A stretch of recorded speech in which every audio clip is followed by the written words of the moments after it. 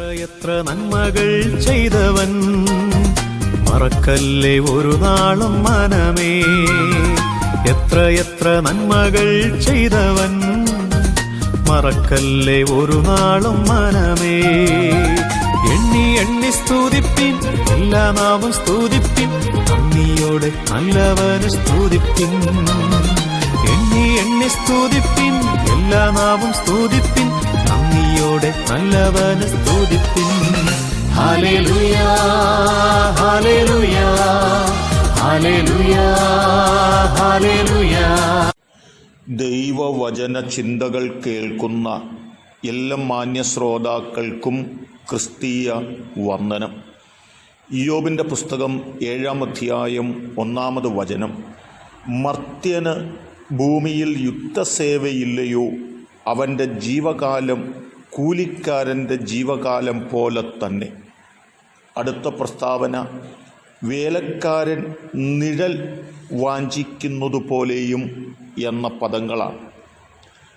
ഭക്തനായ ഇയ്യോബ് തൻ്റെ ജീവിതത്തിനകത്ത് നേരിട്ടിരിക്കുന്ന പ്രതിസന്ധികളുടെ നടുവിൽ ഒരു പാടത്ത് പണിയെടുക്കുന്ന ഒരു കർഷകനെക്കുറിച്ച് ആലോചിക്കുന്നതായ പ്രസ്താവന ഇവിടെ കാണുവാൻ സാധിക്കുന്നുണ്ട്.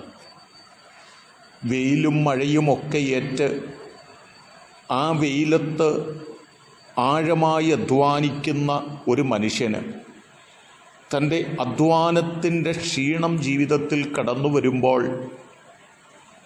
ഒരു ചെറിയ നിഴലിലേക്ക് പോയി നിൽക്കുവാൻ ആഗ്രഹിക്കുന്ന നിമിഷങ്ങൾ കടന്നു വരും. യോഹന്നാൻ്റെ സുവിശേഷം 1-ാം അധ്യായത്തിനകത്ത് നാം കാണുമ്പോൾ യേശു കർത്താവിൻ്റെ പിന്നാലെ നടന്നു വരുന്ന നഥനിയേലിനെ യേശു തിരിഞ്ഞു നോക്കിയിട്ട് നഥനിയേലിൻ്റെ ജീവിത സാഹചര്യത്തെക്കുറിച്ച് ഓർമ്മപ്പെടുത്തുമ്പോൾ, അങ്ങ് എന്നെ എങ്ങനെ അറിയുമെന്നും എവിടെ വെച്ചെന്നെ കണ്ടിട്ടുണ്ടെന്നും ചോദിക്കുമ്പോൾ യേശു നഥനിയേലിനോട് പറയുന്ന വാക്കുകളുണ്ട്.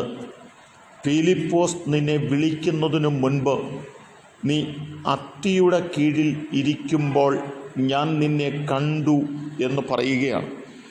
നഥനിയേലിൻ്റെ ജീവിതത്തിൽ ഒറ്റയ്ക്കിരിക്കുവാൻ ആഗ്രഹിച്ച സമയങ്ങൾ, നൊമ്പരത്തോടെ നിറക്കണ്ണുകളോടെ ഇരുന്നതായ സന്ദർഭങ്ങൾ, അനവധി സാഹചര്യങ്ങൾ കടന്നു വന്നിട്ടുണ്ടെന്നും ആ സാഹചര്യങ്ങളിൽ നീ ഒറ്റയ്ക്കിരുന്നപ്പോൾ, നീ അത്തിയുടെ കീഴിലിരുന്നപ്പോൾ നിന്നെ ഞാൻ കണ്ടിരുന്നു എന്നോർമ്മപ്പെടുത്തുന്നത് പോലെ ഭക്തനായ ഇയ്യോബ് തൻ്റെ ജീവിതത്തിനകത്ത് നേരിടുന്ന പ്രതിസന്ധികളുടെയും ആഴമായ പ്രതികൂലങ്ങളുടെയും നടുവിൽ താൻ ഓർപ്പിച്ചു പറയുകയാണ്, ഒരു കൂലിക്കാരൻ വെയിലത്ത് നിന്ന് കഠിനാധ്വാനം ചെയ്യുന്ന മനുഷ്യൻ, ആ മനുഷ്യൻ ഒരല്പസമയത്തെ വിശ്രമത്തിനു വേണ്ടി ഒരു നിഴലിലേക്ക് മാറി നിൽക്കുവാൻ ആഗ്രഹിക്കുന്നത് പോലെ എൻ്റെ ജീവിതത്തിനകത്ത് നേരിടുന്ന പ്രതിസന്ധികളുടെ നടുവിൽ ഒരു നിഴലിലേക്ക്, ഒരാശ്വാസ സ്ഥലത്തേക്ക്, ഒരൊറ്റയ്ക്കിരിക്കുവാൻ കഴിയുന്ന പശ്ചാത്തലത്തിലേക്ക്